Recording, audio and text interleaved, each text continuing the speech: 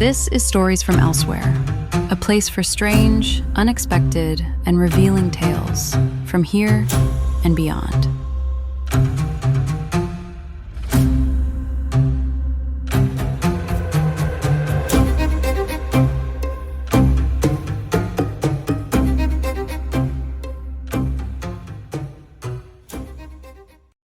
Garden of the Gods.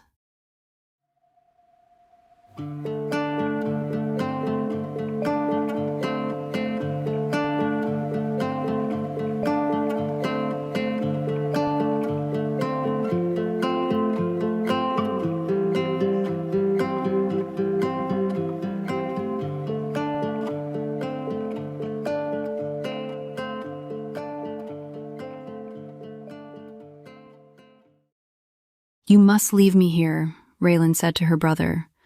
"I have entered the upper chambers of the earth's heart, and the dry red dust is what's left of me."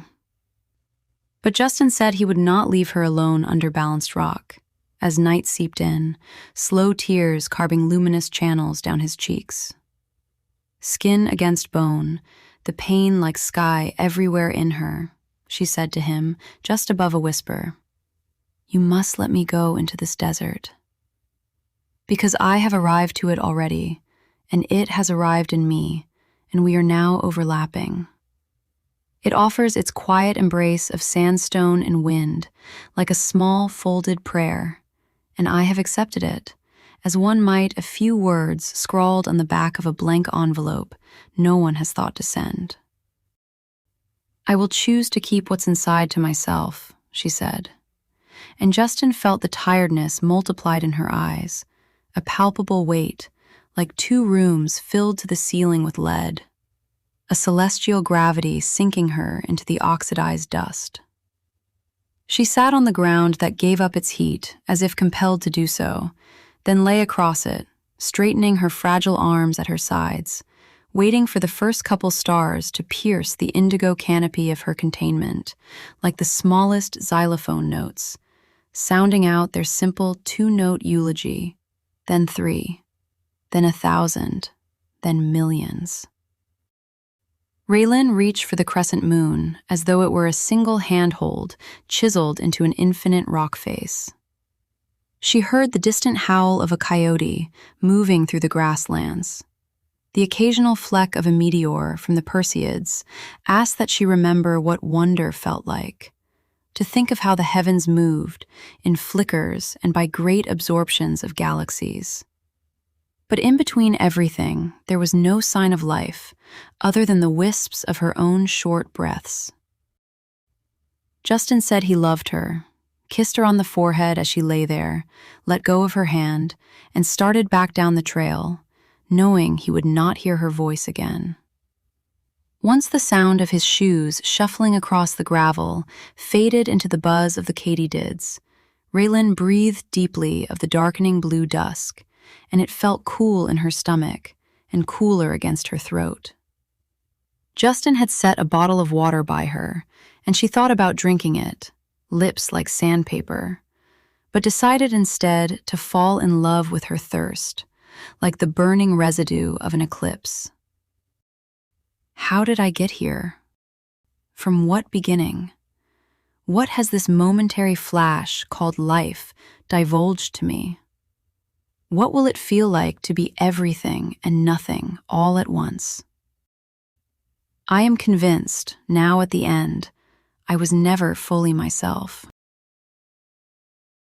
One question Raelyn could not extricate herself from, the one that took root in the twilight of her sleepless nights, the one that cast her out into the expanse to consider how a broken line might somewhere, by some unfathomable logic, continue, was whether she wanted to return to this world. Merson posed it as a practical choice, rather than as a test of her attachment to life, the Cambodian monk she had visited earlier that year in a small, nondescript Buddhist temple outside Boulder. She asked him if that meant she would come back in the past or reappear in the future, as someone or something, and if so, how far back would it be, or how far ahead? He said he could not promise a direction or distance or form. It depended on how her affections for the world would accrete, how they would find shape as a mist that rises off the rocks at dawn. Merson tied a light blue piece of string around her wrist, a blessing cord, and chanted in Pali, "I go to the enlightened one for refuge. I let go of what I cannot carry with me." At the time of departure, Merson said a swan-like bird would come as a messenger and gather up her soul. She had until then to decide, to listen to her heart for its willingness, as it took into account the entirety of her path, breathing the air, seeing the mountains, loving her family, stumbling into relationships and out of them, nursing the hurts of childhood, unaware of how brittle they made her, losing her son in childbirth, dancing in the streets of Pamplona at 4 a.m., feeling the bliss of a black rock desert sunrise unobscured by clouds, crying under a 250-year-old banyan tree in Calcutta, sleeping in a field of lilacs with her first husband, painting a watercolor of the Atlantic while sitting on a dock in Bar Harbor during a storm, the blues and grays and blacks swimming into each other like a blurred kaleidoscope of foreboding and exhilaration. How much do I love the world? Let's say I don't love it as much as I should, or not as others might. How could I come back to some different combination of it, as myself or someone else or something else, with no memory of my fulfillments or yearnings, all that churn of thought, all that I have lived and forgotten, the battering tides of it, and no sense that it could turn out any other way? Merson described this as feeling the insipid sting of a pre-darkness, an end point before the middle point, before the beginning. A going backwards, he said, in his placid way, and that she should allow herself to be taken into it. Now, with every star having revealed itself, barely visible shadows of red-tailed hawks circling at elevation, Raelyn felt it harder to breathe. Each breath she took hitched midstream, coming up against the same stone wall.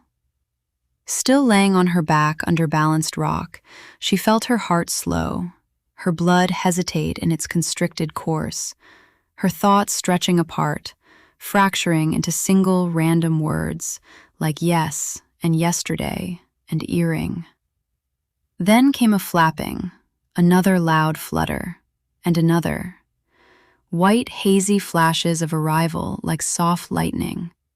One to the left, one to the right. Two more just past her feet.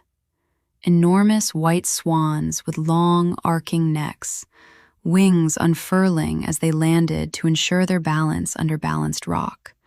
Sloping triangular beaks of glowing orange, serene and smooth. You've come for me. One by one, the swans lowered their heads and rested them on her body. The warmth of them made Raelyn realize how long she had laid there, shivering. But soon the trembling stopped. She stopped breathing. Her heart stopped. And yet she remained illuminated under the white light of the swans, outlined by the towering round shadow of balanced rock. She felt an inviolable patience in her visitors, a love, but one with stark lines, encased by obligation, suspended over her. Why so many of you? Where will you take me? I do not want to go backward, and I do not want to go forward. Without exchange of thought, their answers accumulated like a reverberation of voice in a deep canyon. They needed to turn her into an ethereal imprint for safe passage, so the others would know. Raelyn asked, "What others?" and they answered in unison. All the others who find themselves in between. You should know that the sun will no longer shine here if we do not return you to it. So I am the sun. I have always been the sun. Yes and no. Some are endings, others float in the middle, but you are origin. Is that my next life upon this world?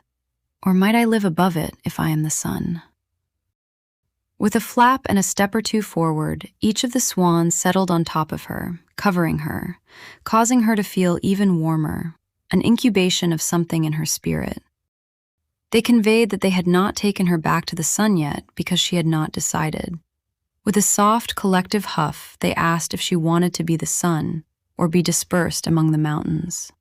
It scratched open a truth in who she was, ever since those long summer days as a child in Plano, Texas, when she stood outside over her toys strewn across the dirt of her yard.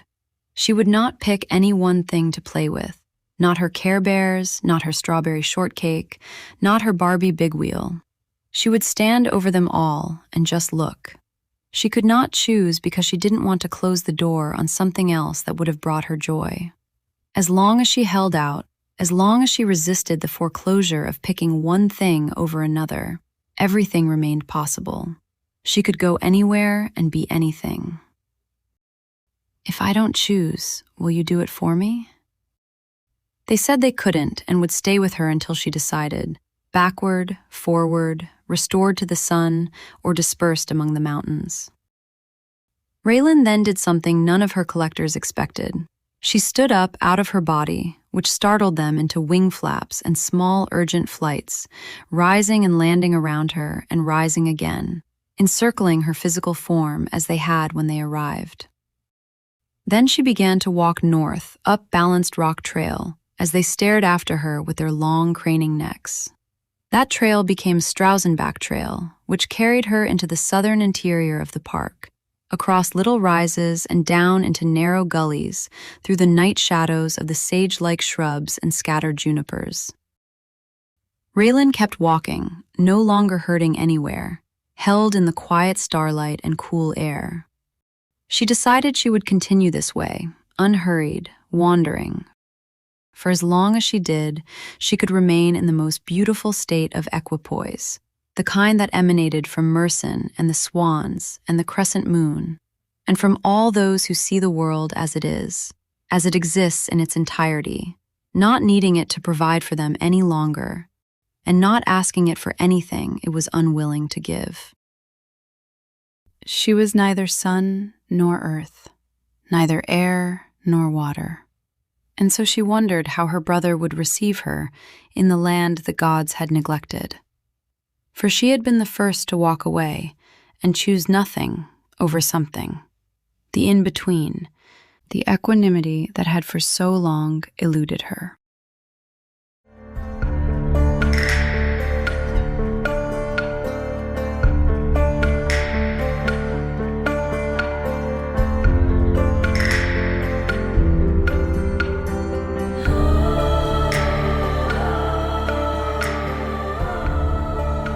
For more adventures into the unknown, subscribe to Stories from Elsewhere at storiesfromelsewhere.com.